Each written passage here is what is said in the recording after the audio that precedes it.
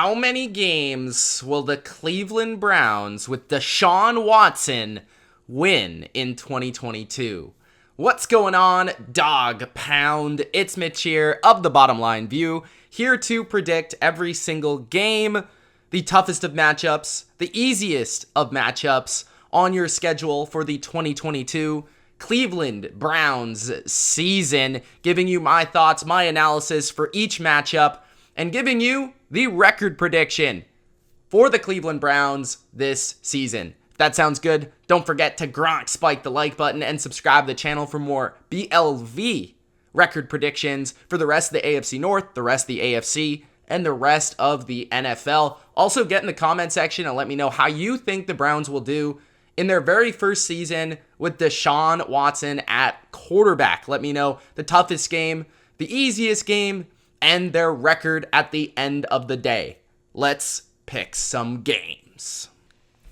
Dog pound, it's time to find out what your record will be in 2022. The Browns are definitely one of the more difficult teams to predict because we don't know how the quarterback situation is going to shape out for 2022. When it comes to Deshaun Watson likely getting suspended, the latest reports that I saw were about 3 to 4 games. So I'm going to roll with 4 games, which to me personally is wild because that would be the same as what Tom Brady got for possibly or maybe not deflating footballs.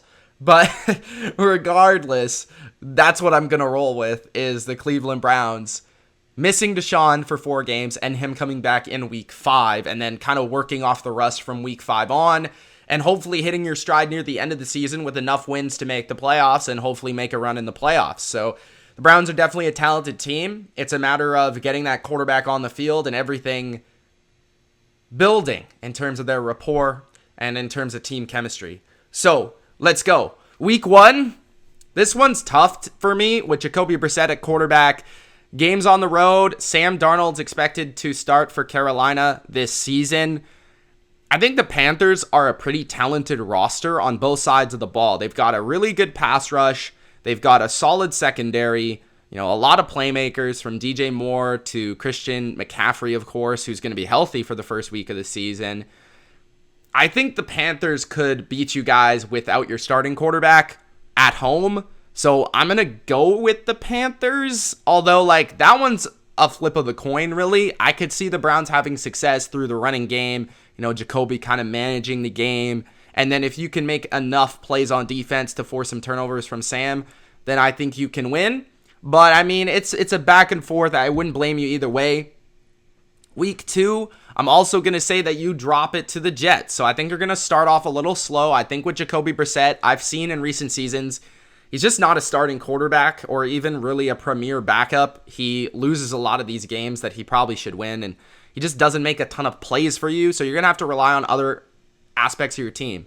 And when looking at the Panthers and the Jets, both teams have very strong defensive lines that can affect the quarterback. And the Jets specifically are going to be able to stop your running game. I think they've got a very good defensive line, a very good defensive front, a sound defensive scheme, and it's going to put a lot of pressure on Jacoby to win this game.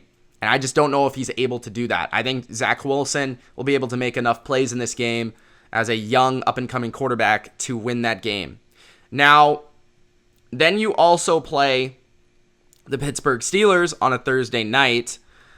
I have you losing at least one game to the Steelers. You can pick and choose which one it is. I'm just going to go with the first one and say that you lose to the Steelers in the first game. And I'm going to say that you beat the Steelers the second game, which is the final week of the season where maybe you're looking to get in the playoffs. Well, I'm not sure the Steelers will be looking to get in the playoffs. So yeah, either way, I think you split with the Steelers. Typically, that's what happens with you guys. You're very close. You know each other well. Steelers have a very strong defense, and I think these are 3 teams that, with a backup quarterback, it's tough to play. Even though they're not great teams, I think they've all got great pass rushes, and they've got the ability to affect the quarterback and make plays on defense, which can be challenging for somebody like Jacoby Brissett. So I will go with the Steelers there, and then I will take the Browns to beat Atlanta. I think that's the case with those three teams, but not the case with Atlanta. Even though the game's on the road, Atlanta doesn't have a great pass rush. Atlanta's probably going to struggle stopping your running game. And as long as you guys can contain their offense of Kyle Pitts and Drake London and Cordell Patterson, I think you guys will be fine in that game. And the quarterbacks are probably going to be pretty even because you play Marcus Mariota probably in that game. So week 4, I got you winning your first game of the season. But don't you worry, you're going to pick up steam a little bit here down the road. So far, 1-3. Week 5, this is going to be Deshaun Watson's first game. It's going to be at home. It's going to be hype. It's going to be, loud, all that sort of stuff. But I do think there's going to be some rust and a lack of team chemistry overall. We saw you guys lose a shootout last year to the Chargers. I could see it similar where maybe you start a little bit slow in this game and then you pick up steam towards the end and things are looking promising towards the end of the game. But I have you losing to the Chargers. I think the Chargers are a very good team. Justin Herbert's an awesome quarterback. They've got a very good defense. I think they're going to be hitting their stride at this point in the season, and I think the Browns are just going to start getting it going. They're going to get the rust off in order to play the Patriots at home the next week, and I do have you beating my Patriots the next week of the season. So still starting a little bit slow, but starting to gain some momentum here.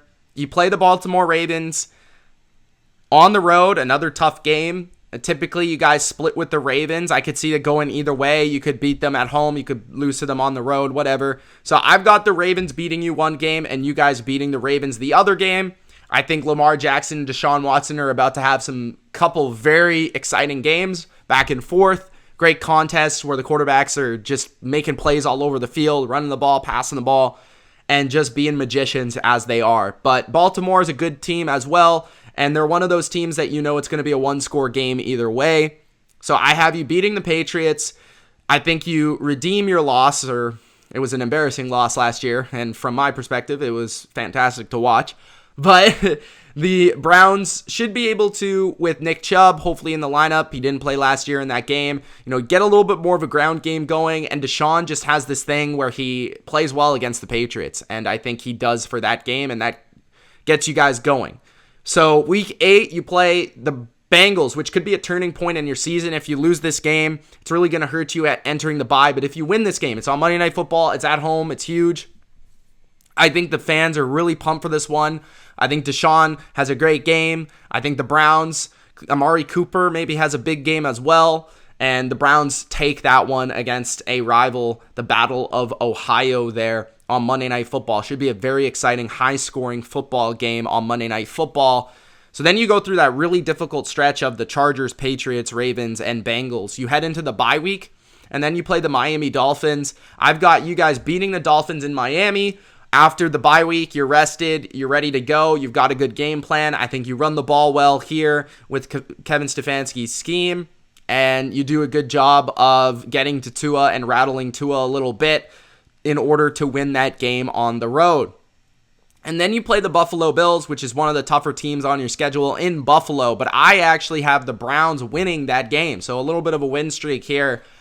They're gaining some momentum. I have the Browns beating the Bills because I think you guys are actually a challenging matchup for the Bills. The Bills in the past have struggled with teams that can really run the ball really well and force their defense to attack the run game and try to stop it. That opens up things in the passing game. I think Deshaun has enough in his legs to extend plays and make plays with his arm.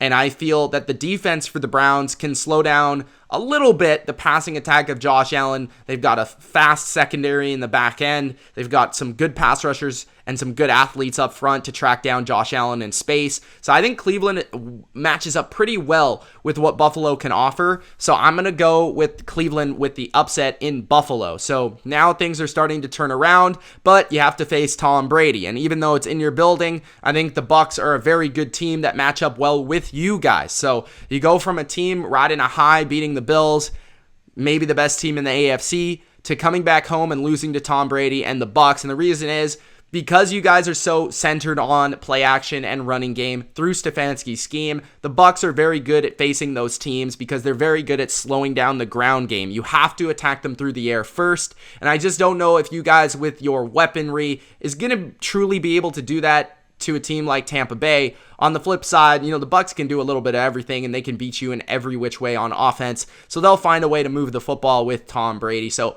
I have the Bucs beating you guys, but that should be a good game for sure in Cleveland. Week 13, you play the Texans. This is Deshaun Watson revenge game, sort of, and the Texans revenge game. This should be an interesting one for sure, but I just think the Browns are a much better team on both sides of the football, much more talented. They should be able to win, and Deshaun should have a good game there. Week 14, you play the Cincinnati Bengals. I think the Bengals get their revenge at home. I think they beat you guys in a similar game to the first. I think it's going to be back and forth, shootout-esque. Joe Burrow gets the last laugh in that one. Week 16, you play the New Orleans Saints. I think this game will also be really good. I think it could go either way. I think the Saints could win this game because of how strong they are at defending the run, on top of just having a really talented defense that can get to quarterbacks and cause some pain. I also think that their offense is very streaky.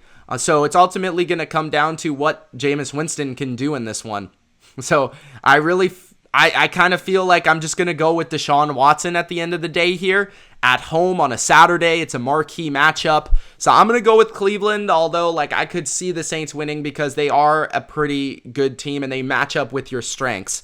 Week 17, Washington. I've got Cleveland winning that game as well. Just the better team here. Washington, they're just meh to me. So I'm going to go with the Browns getting a 10-7 overall record, 3-3 in the division, 7-5 in the conference. And their conference, they will be in the playoffs, in my opinion, as likely the 6 or the 7 seed. I do not see them winning the division due to their slow start, not having Deshaun Watson. And then eventually when you get Deshaun Watson back, I think Deshaun is going to be a little slower, a little rusty. I think things are going to take some time to gel on top of having a tough schedule when he's coming back. I think that's definitely going to hurt you. You know, games like the Chargers, games like the Ravens and the Patriots and the Bengals, that stretch there is going to be difficult for him to find his footing. But eventually, after the bye, you should find your footing and should go on a win streak. As long as you can pull off an upset over maybe the Bills or the Bucs, you should be on your way to potentially competing for a playoff spot. And that would be huge this season for the Browns, and that's fully what they expect. That is the expectation. So let me know what you guys think. Do you agree with me? Do you disagree with me? I have the Browns just squeaking into the playoffs at 10-7 and potentially doing damage when they get there. Let me know in the comment section what you think. It's Mitch. Thanks for watching. Peace.